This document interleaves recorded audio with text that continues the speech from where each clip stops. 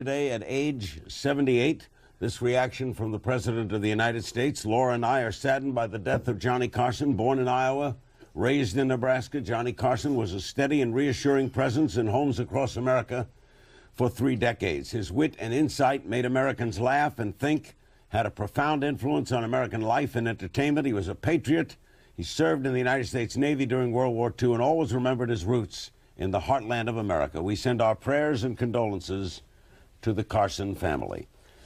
We have 2 American giants of comedy with us in the studio tonight, Don Rickles and Carl Reiner. And with us from New York is Joan Rivers, the famed TV personality and entrepreneur who guest hosted on The Tonight Show. And we also have Mike Douglas, who preceded The Tonight Show as a talk show host. He hosted The Mike Douglas Show from 1961 to November of 1981. How did you hear about it, Don? About 9 o'clock this morning, Peter LaSalle, a dear friend, called me and said, very off the cuff with sincerity, he said, Johnny just passed away. And I was all set for the football game, and I was, you know, in the sweats and ready to have breakfast, and Johnny passed away, and I said, that man will never, I'll never forgive him. I'm going to miss the football game.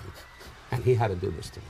But rest his soul, he's the first guy to laugh in his death, wherever he is in heaven. I'm sure Johnny will laugh, because he didn't like a fuss. He was that kind of man. I think Carl will agree with me, because I don't want to speak for Carl, but I think that's what you'd say. And I love him, and I'm so sad he's gone, because he gave so many of us the opportunity to show our wares.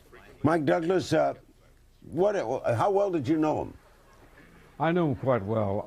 As a matter of fact, the last time I saw him was at a party given by Don Rickles.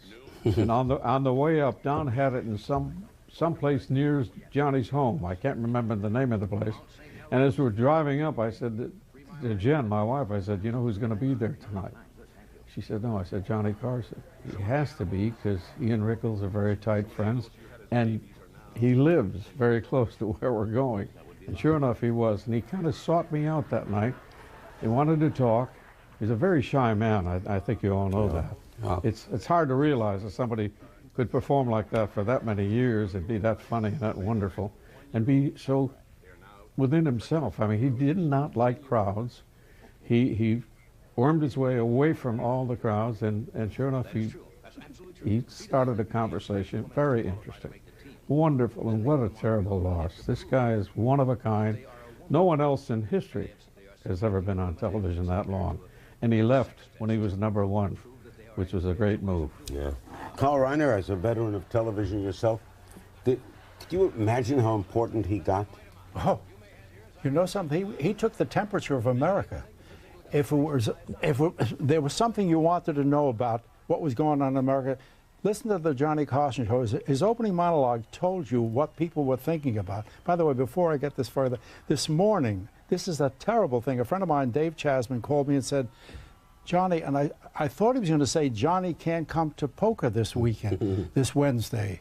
He's Johnny, and he told me Johnny passed away, and this is one of the sad things where you don't call a guy with something you wanted to tell him so badly. I was going to call him last night to say, Ellen DeGeneres, I was on a show the other day, she was saying, this man gave her start. She said, he's the best, he's the greatest, and I would love to tell him that. She didn't want him to come on the show. She knows he doesn't do that. I said, you know what? Coming from somebody who heard it from you, I'm going to go and call him tomorrow, and I didn't call because I figured I'd be bothering him. Did you play cards with him a lot? Every 3, 4, 5 months, a group Steve Martin would host. And he was still very funny, right? Always funny. The raconteur stayed. And never left, never Joan left. Rivers, we know you had your difficulties. He got mad at you for leaving. Yeah. How did you react today? Oh, it's an icon that's passed. He gave all of us our starts.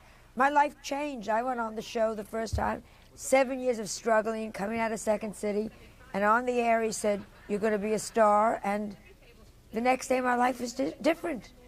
I'm terribly sad. The man was the best straight man ever, ever, ever. He knew how to feed a line to you, and he did one other thing that I think people have forgotten. He was generous. He wanted you to come on his show and be better than him and be funnier than him. And he was delighted when someone got their laugh. And that's a very rare thing. One of the great moments in television history occurred between Mr. Rickles and Mr. Carson. We now have the honor, I know you've seen it before, but it never gets less funny, of showing you this momentous moment. Watch. Hey,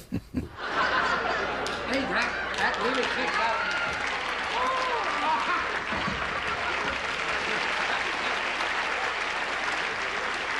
I told you never. Could I do it a couple of minutes? No. No. That's no Give me a break. I'm so lonely.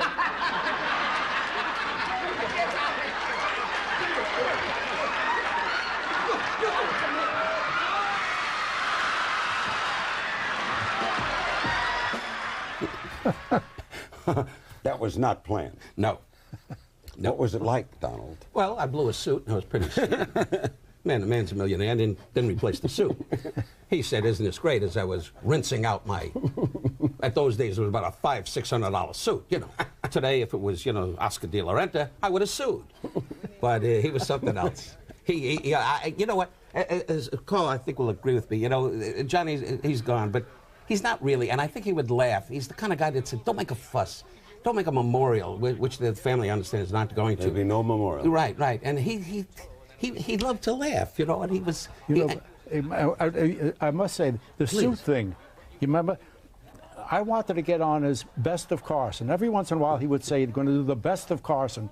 And I've been on 47 times, and I never was on the Best of Carson. I said, because I didn't do anything big, like I think Burt Reynolds put soda in his pants. Yeah.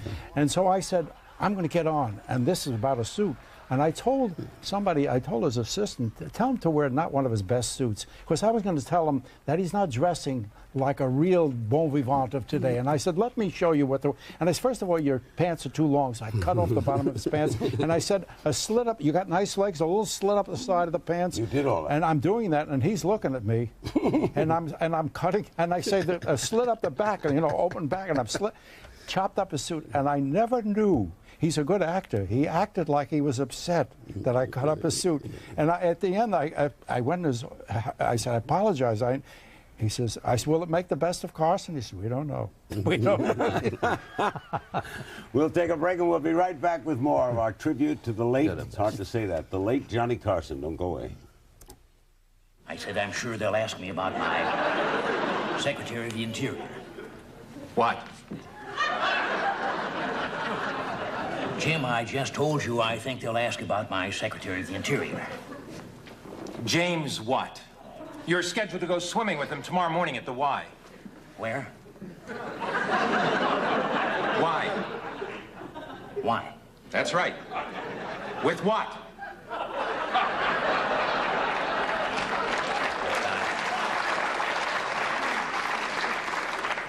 With what? I don't even know with who, Jim. Not who, what? Well, now, Jim, let's get this straight. I'm going swimming tomorrow with who? What? Where? Why?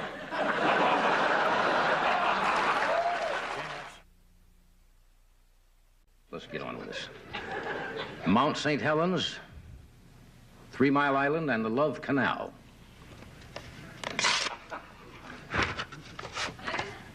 Where can you still buy a house for less than $100 grand?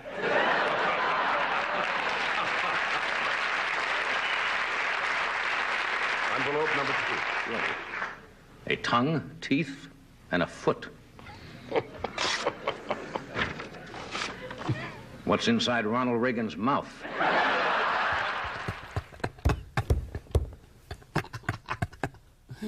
Did he, you said, Mike Douglas, that we'll never have another one, never be replaced. Was he the quintessential host? Mike, can you hear me? Oh, yes. Oh, my God. Absolutely.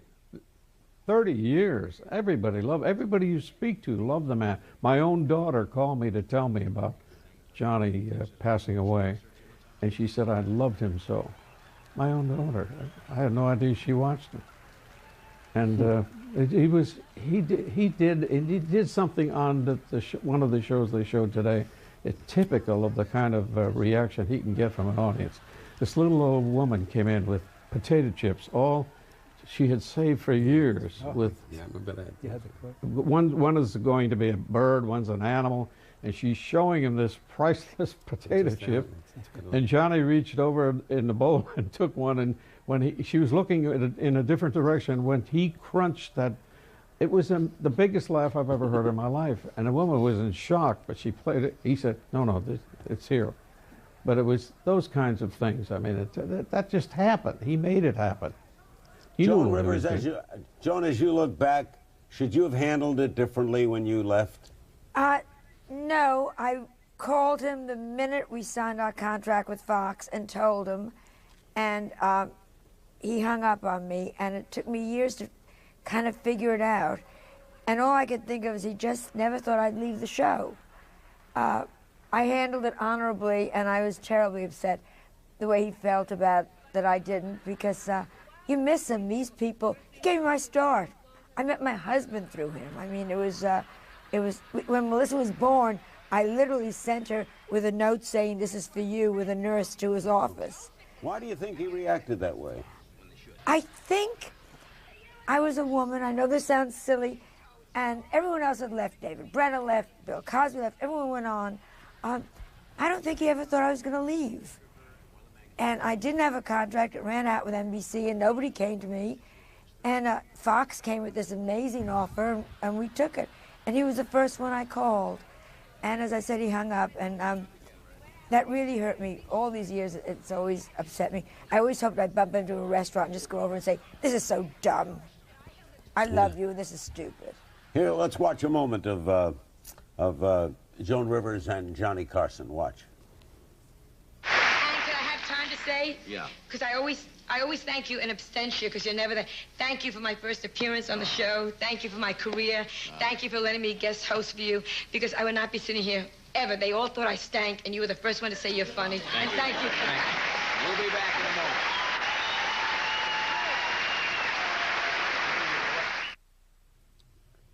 That from a Johnny Carson special. You had dinner with him recently, Don. Yeah, I just at the Jack. Joan Rivers is a marvelous. It was a shame what happened, that argument, but she's a darling lady. She really is. It's a shame, and I'm sure Johnny, if he had a little more time, maybe they would have made up. But I love her. She's great. Anyway, What happened at dinner? Oh, we went to dinner at Grenada one night. We went to dinner, and it was amazing. Peter Lasalle called and said, "Rickles and Barbara and Allison, so let's have dinner. You weren't invited." And we had your name on the list, but he said, "No." Anyway, so with your wife, you know. She was busy rehearsing in Nashville. Anyway, so it's an inside joke. He thinks his wife's going to make it as a big Western singer. Anyway, so now Johnny had us at dinner. Keep it up. No. Hey, where am I going with you? This is the last time I'm going to get. Thank God I met Carl. So we had dinner, and he was great. He sat down, and boom, and you know, Johnny, he always did that shoulder bit, you know. I thought he was a football player, and the pads were too high, you know. Kept doing this. Yeah, always doing this. He said, "John, how do you feel?" "Oh, I'm great."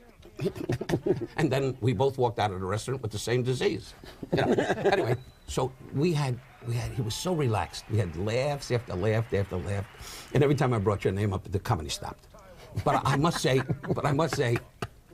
if it had been Carl, who's the great, I'm so delighted to share this little podium with him, honoring Johnny. And Johnny would like us to laugh. And Joan Rivers, who, the first one, you know, and she's the funniest girl in the world. I have to say that because I need it. But I want you to know that we worked together, and he was great to actors. He really, we all know that. Yeah, you have something with you? No, I have two things from memorabilia. Now, we know that Jesus Christ did not wear ties. So if you take a close-up of this, can you see that? This little... Yeah, bring it right in. Take your hand away. Yeah, is it there? There it is. JC. JC, I stole this from Johnny when I was on the show. Actually, I asked him if I could have it because it was a perfect tie with a blue suit. And then one more thing. This I took without him. He gave you his monogram tie. Yeah, he gave me his monogram. That's not your initials. No, but it's so small that I have to point it out to people. Okay. But this I stole. This I stole. Okay, what is that? You remember he used to drum? Yeah, with the he drum. had he had pencils with two erasers on it. There's no pencil. He had these made for him. It even has his name on it. Oh, that's great. Anyway, I have this on my desk. I see this every day, and maybe 1 out of 20 times I pick up this and I curse at him, and I say, because I want to point and there's no point. There's two rubber. But I love it. He used to use it as a tapper, He right? used to. No, he drummed. He used it as two drumsticks. Played drums. But this is one of the. I broke it. once. Michael Douglas just interrupted and said he played drums, which he did. He did. He was a good drummer. That was a good one, Michael. And he was also a brilliant magician. sleight of hand. Yeah. We'll take a break and we'll be right back. Michael And Douglas is here. Get everybody. So Okay, excited. take it easy. Okay, well, I get excited when I hear his voice. Okay. I first met Johnny Carson in 1964 at the New York World's Fair. No kidding. Went, interviewed him for an hour. Wow. Yeah, an hour. Lucky you. And it was fun. Good. That's when he told the secret story of how Huntley and Brinkley got together. Good. You know how they got together? Were you davening at the No, time? they were foundling children. It's a Jewish word. left at NBC's front door. God bless you. And they raised them to do the news Your together. story That's funny. stinks. That was I don't wanna funny. hear about it. I don't wanna Can't hear stand it about because you didn't think of it. You're a sucker. We'll be right back with more of our tribute to Johnny Carson. Johnny, Don't go you heard away. him. What a mess. As Billy DeWolf says, Mr. DeWolf says, Mrs. Beamish. Now, why are you putting that all over on me? I just cleaned you off. I wasn't. I was just cleaning off the desk. Got a hair, right? All right. Why don't we, don't do that. Stop.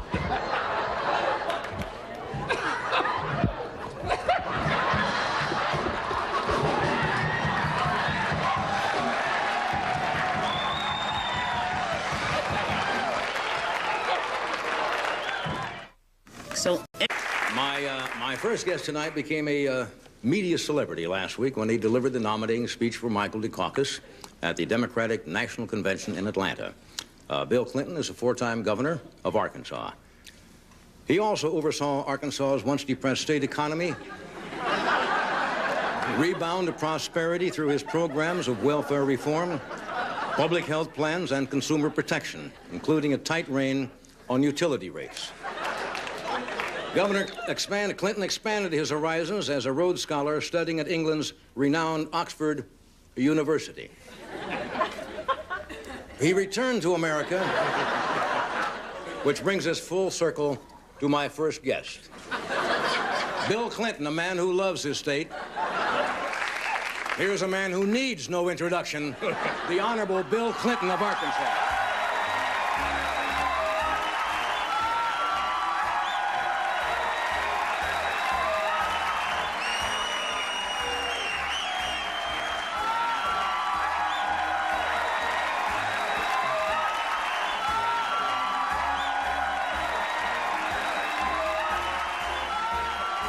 Well, Governor, I thank you for coming here tonight, and my first question is, how are you?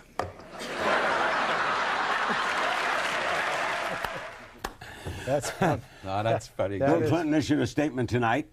Johnny Carson's unmatched contributions to American comedy and culture made us laugh and lightened our load. Of course, I owe him a great personal debt for giving me the chance to redeem myself on his show after my long speech at the 1988 Democratic Convention. He was very funny, gracious, and kind to me when I was down, as he was to many others. Hillary and I are grateful for Johnny's life and send our prayers to his family and friends. There you see flowers left tonight on Johnny Carson's star on Hollywood Boulevard. Bravo. And by the way, Ed McMahon, who we played earlier tapes with him earlier tonight, will be with us live. It'll be an exclusive appearance. Ed McMahon, his longtime partner, will be our guest tomorrow night on Larry King Live. On the phone with us now is Diane Cannon. Diane, how did you hear about it? I was in the market, and many people offered me Kleenex. We weren't in the Kleenex aisle when I heard about it, but I was staggered. I was absolutely staggered. I was surprised at how hard it hit me. He was a great friend, a great, great, great entertainer, and there will never be anyone like him again. Did you know that he was ill? Yes, I did. I knew that he was ill, and I have talked with him, and I haven't seen him in a while. But, you know, that's not the way I remember him, Larry. He used to come to my house in Malibu when I'd have parties. He'd bring his drum set, he'd play the drums, and he'd pop popcorn all night. He loved those two things as much as anything, playing the drums and popcorn.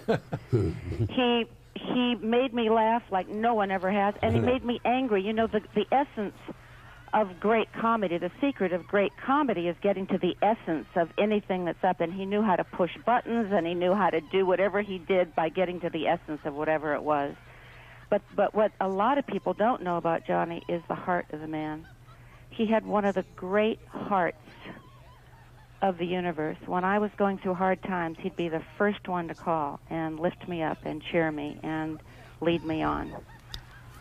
Well, thank you for being part of this tonight, Diane. Sorry I couldn't get there. I know how much you miss him. I do indeed. Diane Cannon, when she laughed on that show. Thanks, Diane. Thanks. She had a great laugh. Oh. God bless her. Diane, love you, sweetie. I was Love just you thinking, guys. Hello, everybody. Yeah, she's it's a not great a lady. big tribute to Johnny Carson to say he made Diane Cannon laugh. Of course, everybody makes her laugh. She is the sweetest, She laughs at laughingest. basketball She's a laughing person. Yeah. But he was funny. Oh, was he ever? But you know, nobody realizes. He was Would you going to ask me. recall He was that- going to ask me a question. Oh, I'm sorry.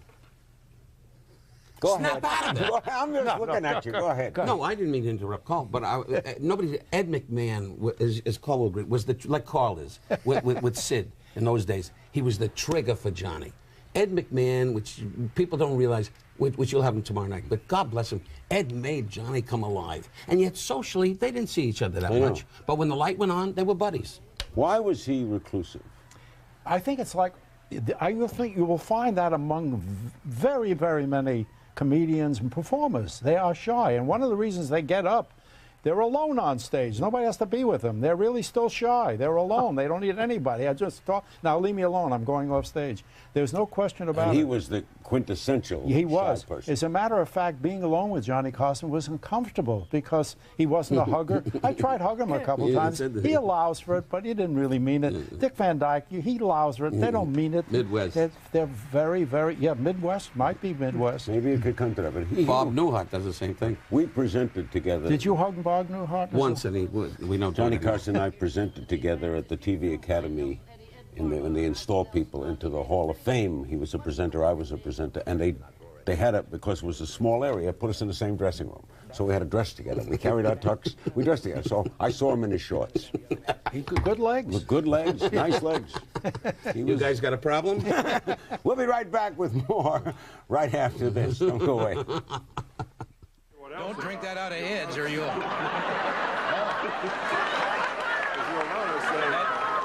That bear will hibernate for a year. He gets a slug of that. That bear will go in the camp. Hey, you got any food? By the way, we're back on this tribute to Johnny Carson. Ed McMahon will be with us exclusively tomorrow night. There will be no memorial service. Well, I'm going to ask about that in a minute. With us are Joan Rivers in New York, Mike Douglas in North Palm Beach, Florida, Don Rickles and Carl Reiner here in L.A. And before we talk with Phyllis Diller on the phone, this was Johnny Carson's last ever television appearance. The year was 1993. And 94, rather. David Letterman started on CBS with The Late Show in 1993, and this was the surprise when Letterman came west. Watch. Johnny, can I have the top 10 list?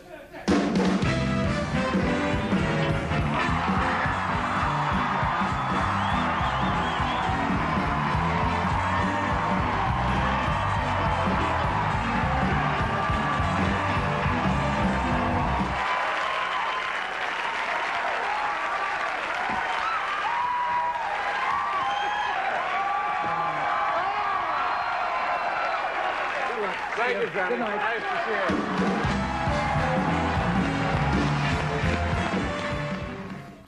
That was something. That was. You know, when you see Carl, I hope you agree. David Letterman is so beautiful because he has that pacing that Johnny had. Jay is great, but Jay is a different apples and oranges. They were two different guys. Yeah. But David had Johnny's pace, and those were exciting moments. Johnny liked him. Oh, very much. You know what's exciting about that is that he came on, sat in the seat, got the laugh, and knew to get off. And oh, by the way, let the audience talk about time it. out Pittsburgh, which I think you'll agree. We never mentioned Mike Douglas was one of the original guys, you know, in Philadelphia. Yes, of when course. We all ran down there. He began this. Yes. And nobody realizes what Mike's contribution was. Oh, Mike, they do. But he was something else. He really you are the beginning. Mike, he was. You were the first. He started in Cleveland, right? He did. God bless him. Did start in Cleveland, correct. And then moved to Philadelphia. Moved to Philadelphia in '65.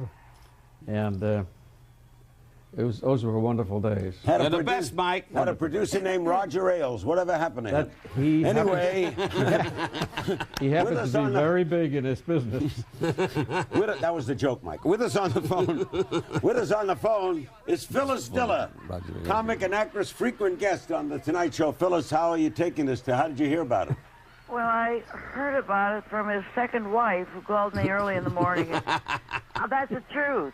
She was supposed to come and play gin tonight. And she said, I can't come, Johnny died. And she was crying. And then the phone started ringing, and everybody knew that it had happened. And I just feel awful. Well, we all have to go sometime, but shoot, it's a horrible thing when you lose someone like that who's a consummate artist. What did he mean to you? Oh, God, I loved him. I met him before he had the show, when everyone was saying, oh, nobody can follow Jack Barr. Remember that? Yeah, sure. And there's little old Johnny who took it to a higher level than it has ever been. How many times were you on that show? I lost track, you know. He inherited me from the original Steve Allen, Jack Barr, then Johnny, and I just lost track. I didn't pay any attention, but it was always a thrill to go on the show because it was the top show, and he created all of the people who are now the top people like Seinfeld and Letterman and Leno. He created them. He made people, right, Carl? Well, Ellen DeGeneres had she talked about this. I wish her first appearance was her first appearance, and she said that she was frightened to death. She wanted a panel in the worst way, and she figured if she did well, she would look over and he would do this. She said when she finished her act, and it was really great, she was afraid to look over. She said it was about 30 seconds before she looked over. I looked at the tape the other day. It was 4 seconds, but it seemed like 30 seconds. And she looked over and he went like this, and she came, and it was the beginning of her career. You remember your first appearance, Don? Yeah, it was in New York. I was headlining, I couldn't believe it, at the Copacabana at the time, and I was starting to make a little tiny name. Came from the Elegant in Brooklyn, the Scandori family, and all of a sudden there I was at the Copacabana, and Johnny said, let's have him on, you know. And I came on, and we had notes, and he never looked at notes, and he opened up with, you know, abstract things. How's your mother? I said, leave me alone. I don't want to talk about my mother. What's the matter with you? You're a big star. And he started what you did, and he started to laugh, never like you did, Larry. But Johnny, rest his soul, he always carried on with me, and he made me important, and I love him for that, and wherever he is, he knows it. Phyllis Diller, what was his greatness? Well, you see, he was a consummate artist and a true gentleman. He was a really civilized man, a gentleman. And he was nice to children and nice to old ladies, nice to old men, and he was always a gentleman. Joan Rivers, how good a nightclub act was he? Oh, I'll talk about that in a second. What everyone is forgetting that I adored about him, what I learned was he was what I found out a star should be. He was simple. He didn't have the entourage. I once asked him to come on a show that I was doing. He came alone, Larry. Do you understand? Alone. There wasn't a posse. There weren't 70 people leading the way. He drove to and from the studio by himself every day. I had such respect for that. He was a true star. He was simple. He didn't have to put on airs. And I adored him for that. Now, as far as a nightclub act, he did a lot in Vegas. Oh, I would be working on the Strip the same time he was, and I got to run over and see him because I was everybody's opening act. I was like the Strip slut. So I would do my act and then run over and see Johnny, who was closing. And he was wonderful on the stage, such a connection. And the people adored him, and he waited for the laughs. They loved him. There was such a feeling of warmth in the room. He was amazing. Did he ever do to Mike Douglas? Did he ever guest on your show when it was in the afternoon? No, unfortunately not. But I guested on his show a couple of times. He wasn't there. There was a message there somewhere. In fact, Don Rickles is laughing. He was the host when I appeared on Johnny's show. You had Mike Douglas as a guest? Oh, you kidding? He's my buddy. Only the biggies for you. Oh, yeah. He had a bear once on the show, and I sued because the bear tore my arm off. Phyllis, thanks so much, dear. Stay well. Yes, well, I'll see you soon. Okay. Phyllis Diller. We're talking with Joan Rivers and Mike Douglas and Don Rickles and Carl Reiner. Dick Cavett's going to be checking in soon by phone, who was a writer. Oh, he's wonderful. And Dick is a eventually bright, went wonderful on man. opposite him. I personally never liked him, but, you know. I'll tell you a bit that don't get much attention. Do you know that Johnny Carson once hosted Miss Universe?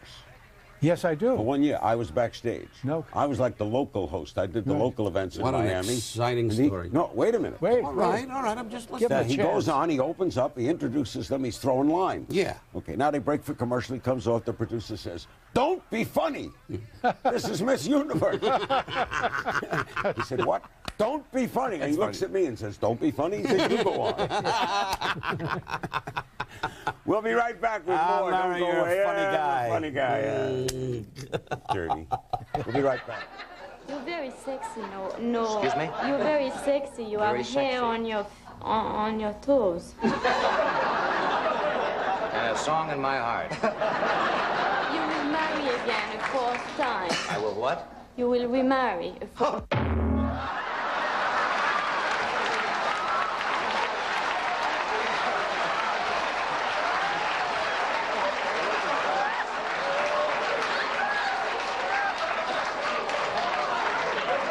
That's all I need, honey.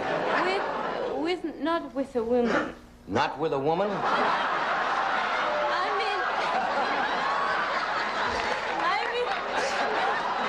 with a woman. There's that a you're- man in my foot. Jockey Revere! Come on!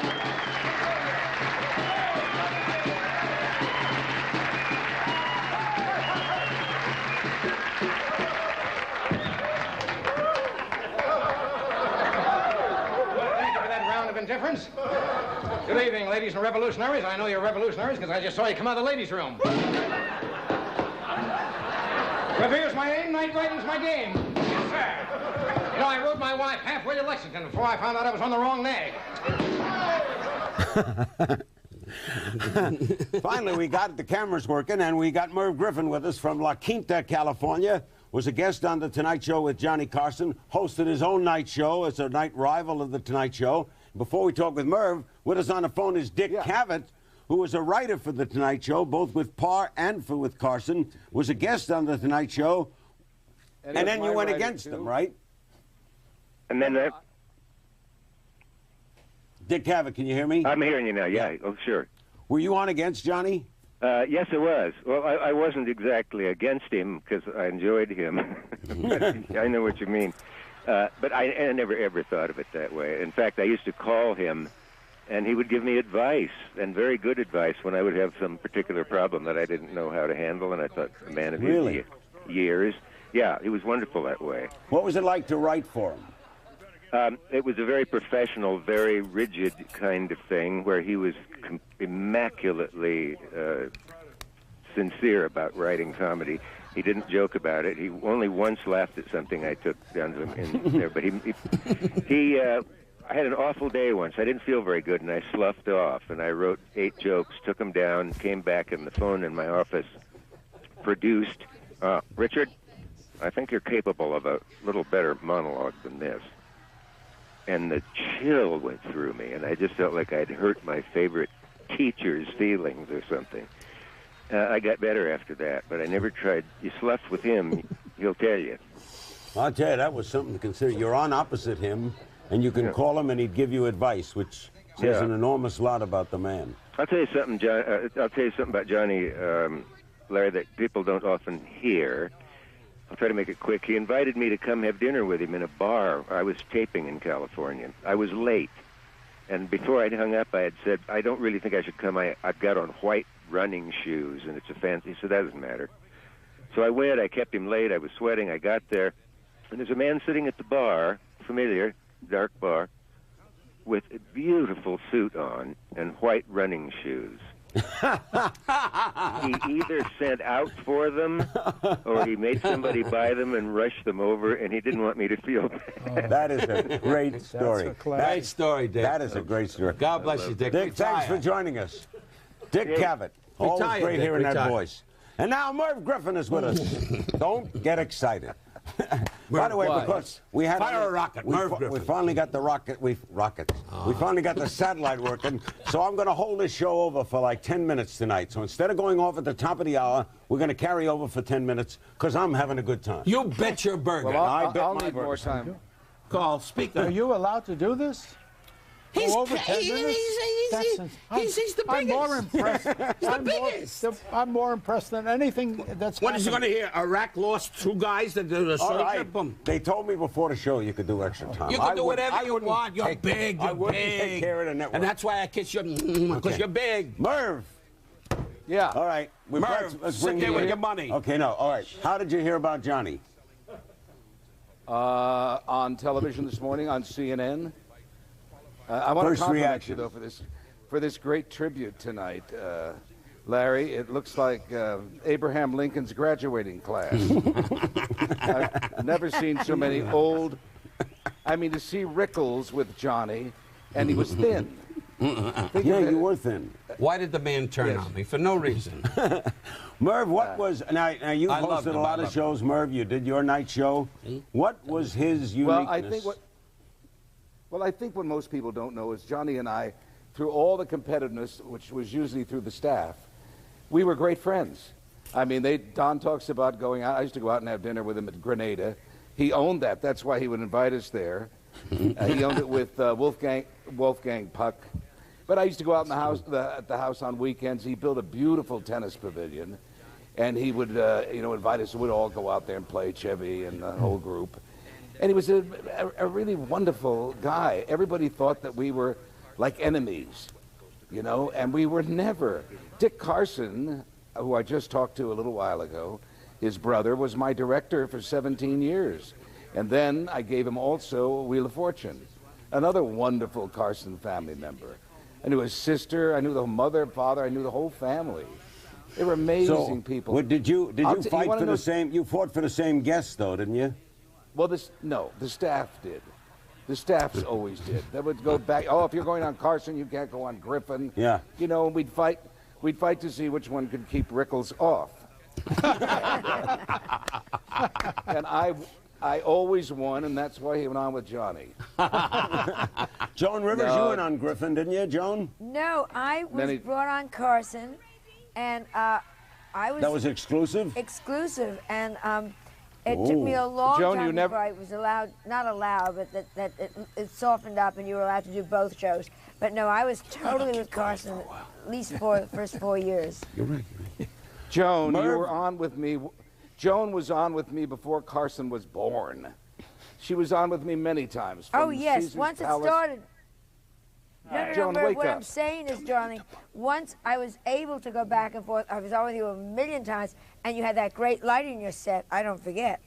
But in the beginning, I went, and then NBC signed me right away, and that was one of the things Now, you had Mike, to stay. Mike Douglas, Yes, was Merv yes. ever on your show? Certainly. Sure. Couple of times. And he was on my show. And I was on Carson's show, and Carson was on my show. It's all And I met incest. Carson before anybody there did, I'll bet you. Who? Johnny, I met him before any of you did.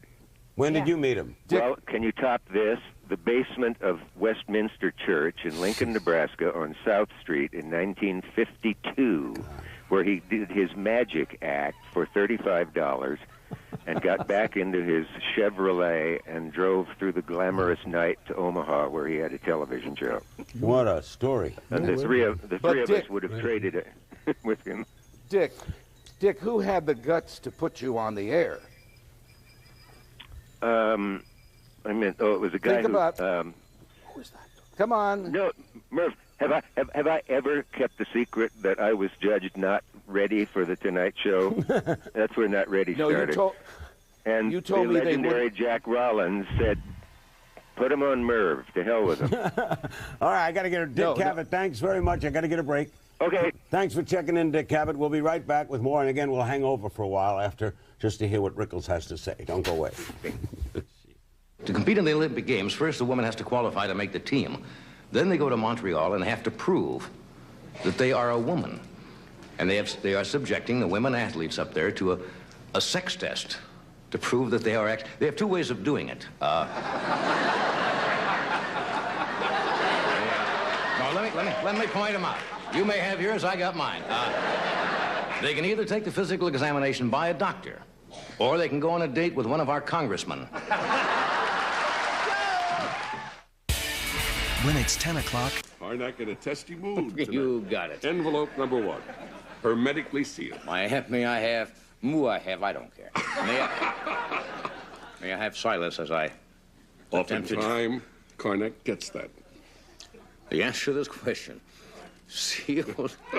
Hermetically sealed. We're not going to get away with it another year. Back with the crew. Merv, were you surprised that he stayed retired? Well, we all went out there a lot and would have dinner at the house, that lovely home in Malibu, overlooking the ocean, which he loved. And then one day the gates closed, and he and Alex never saw anybody again. It was really very sad. Alex is the most wonderful girl. Jeez. And I'm so glad that she was with him there to the end. Did you expect him to come back, though, in some form, do a special? No. He wouldn't do. He was offered so much money to do even magazine layouts and stuff. The only time he ever came back is when Vanity Fair did a big story on me here at La Quinta, and they called somebody in his office, and he gave them a really nice quote. I never expected he would come back. Why do you think, Carl, that he didn't like to do? I would call him every year, and he was always nice and sweet, and it always the same thing. I said, "Well, you want to do the show?" He said, "Yeah, watch the show." I can't do it because then I'll have to do everybody. That's the way he felt. As a matter of fact, the one time he thought about it for a second, Steve Martin was going to MC the Oscars, and he had done it 3 or 4 times, and the introduction was going to be, with Steve Martin's idea, they were going to give Steve the best introduction, like the greatest host that ever hosted the Oscars, and he was going to start to bow, and all he wanted Johnny to walk out and just look at him, shake his head and walk off, and Johnny thought it was wonderful. He thought about it for 30 seconds. He said, "Ooh, I'd love to. It's so easy and it's so fun. It's going to get a big roar." He said, "But I'm retired." He really felt that. Once he said, he was a man of his word. He said, "I'm never going to work anymore. I'm going to retire." He loved his boat. He did go around. The only thing he ever did that we knew about is he played poker with us once every few months. And sometimes he wasn't there because he was going around the world in his boat. And he went to tennis tournaments. He went to Wimbledon. He went to Forest Hills. Yes. Would you, since you didn't get close, it was hard to get close to him. Jonah, would you call him a dear man? I mean, how would you describe him? Decent. That really middle American decency, honorable. His word was his bond, and I'm gonna interrupt you right there. Hold on a second. I'm gonna take a break and come back, and we're gonna hold the show over by my edict, and we'll come right back with more. Don't go away. Now, does that lower the value of the chip when it's been... Obviously, it's been restored, you know, and sometimes that... It's like at the Mona Lisa, you know. That's, Now, this is a... a candle. That's a nice little candle. That's a candle. Wow. Look at this one, Johnny. No.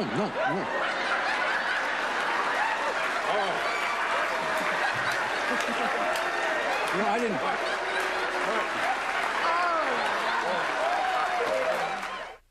Hey, Maxima. My pantyhose make me look like I'm not wearing nothing. My pantyhose make me look like I'm not wearing nothing. Now, hold it, you little teasers. Now, come on. Admit it, you're really wearing something, aren't you? Yes, we are. Well, I'm not. That was funny. One other quick Carson story on a personal note. Before he had his heart surgery, he called me, and he wanted to know everything that was going to happen to him. The first thing they did, so I said to him, the first thing they do is they take an electric saw and they go down the center of each one. He goes, tell me more. And then I spoke to him a couple of days after the surgery, and he said his room looked like a mafia funeral. All the flowers that kept pouring into him. So how are we going to remember him, guys? Mike, what's history going to say? History's going to say he was the best at what he did. The very best. No, there'll never be a host That ain't going to happen. There'll be no host like him on late night television. I knew that the last week he was on, he had old friends on, and I remember... You were on, right? Yeah. I had done 47 shows, and I said, Johnny, I wanted to do an even 50. Would you do me a favor? And he said, what, anything, right on the air. I said, give me 3 introductions. I'll come out 3 times, and I'll have it in my bank, and I'll show it to people. Here's my 50. And he did 3 different introductions. I came on, I turned my suit inside out, I wore it, and I came out with shirt sleeves. And I sat down 3 times, and the people next to me turned their shirts inside, their jackets. He was just of the moment. Merv, did you know he was ill? Yes, I did. You want to hear a fact about Johnny that very few people know? He spoke impeccable Russian. What? Spoke perfect Russian. And he would do it all the time at the table, and it used to make me laugh because I used to say to him, well, do you think they're coming at us, John, and you want to be the first to welcome them? But that was just one of his hobbies. Astronomy was another great hobby. But the funniest night I remember is I gave Ava a birthday party, Ava Gabor, and he came, he and Alex, and a lot of people were there, and suddenly Ronnie Reagan and Nancy walked in. He went, oh, you didn't tell me they were coming. And he got crazed, and he almost tried to hide behind me. I said, what's the matter?